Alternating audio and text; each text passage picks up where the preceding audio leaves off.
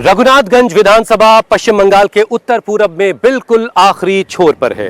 यहां पद्मा नदी के किनारे दो पोर्ट हैं जहां से हिंदुस्तानी माल लोड होकर बांग्लादेश के सुल्तानगंज तक जाता है।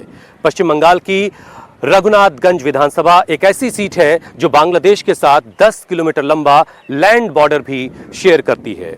पद्मा नदी के इस तरफ भी बांग्ला भाषी हैं, पद्मा नदी के उस तरफ भी बांग्ला जबान बोलने वाले लोग ही हैं और इसी बांग्ला भाषी के नाम पर कई बार लोगों के साथ भेदभाव का आरोप भी लगता है। लेकिन पद्मा नदी में बहने वाला पानी भाषा के नाम पर दोनों देशों में रहने वाले लोगों के साथ कोई भेद नहीं करता।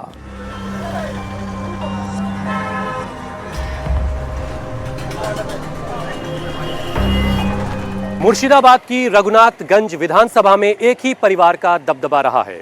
मौजूदा वक्त में अखरुज्जमा टीएमसी के विधायक हैं।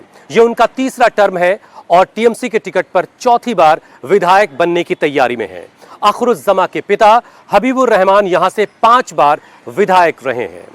सीपीआईएम की तरफ से अबुल हसनत मैदान में है, वो यहां से 2 बार विधायक रह चुके हैं।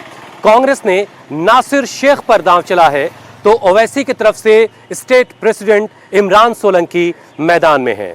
यहां की दरो दीवार पर और पेड़ों की शाखों पर हर तरह के झंडे लहरा रहे हैं, लेकिन यहां के लोगों को तय करना है कि उनके लिए कौन बेहतर है। शाखें रहीं तो फूल भी पत्ते भी आएंगे, ये दिन अगर बुरे हैं तो अच्छे भी आएंगे। मुर्शिदाबाद के अंदर बंगाल के मुसलमानों की सियासी नब्ज को हम टटोल रहे थे। हमारा अगला पड़ाव था मुर्शिदाबाद का रघुनाथगंज। सियासत और ज्योग्राफी दोनों वजहों से रघुनाथगंज बड़ी अहमियत रखता है। सियासी इंपॉर्टेंस इसलिए है क्योंकि रघुनाथगंज बांग्लादेश बॉर्डर से बिल्कुल सटा हुआ है, इसीलिए एसआईआर का एक बड़ा इंपैक्ट यहां पर पड़ा है। हम इस वक्त हिंदुस्तान के पूरब में बिल्कुल आखिरी सिरे पर खड़े हैं। ये रघुनाथगंज विधानसभा लगती है, लेकिन मेरे ठीक दाहिनी तरफ आप पद्मा नदी बहती हुई देख रहे हैं। ये पद्मा नदी बांग्लादेश की जानिब जा रही है। रघुनाथगंज विधानसभा जो है ये 10 किलोमीटर लंबा अपना लैंड बॉर्डर भी बांग्लादेश के साथ शेयर करता है।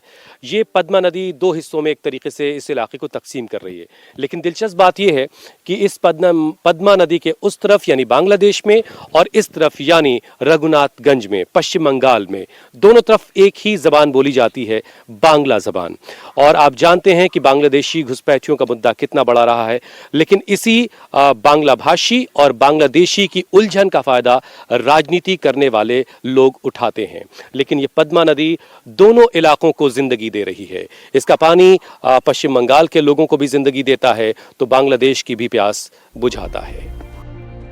रघुनाथगंज नाम भले ही हिंदू है, लेकिन यहां पर 80% मुसलमान रहते हैं। बंगाल में हर विधानसभा की तरह यहां का भी सबसे बड़ा मुद्दा डेवलपमेंट है, बेरोजगारी और पलायन है।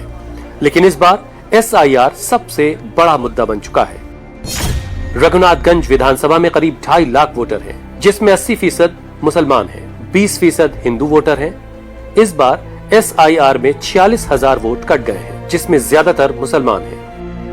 रघुनाथगंज में एसआईआर पर वोट पड़ेगा ये तो तय है, लेकिन रामनवमी के जुलूस में हुए विवाद के बाद यहाँ की सियासत में हिंदू मुस्लिम एंगल ने भी एंट्री ले ली है। हुमायूं कबीर बाबरी पर वोट मांग रहे हैं। एसआईआर के बाद धर्म भी यहाँ पर एक मुद्दा है। वैसे मुस्लिम वोट की लड़ाई तृणमूल कांग्रेस, सीपीएम और ओवैसी के बीच है।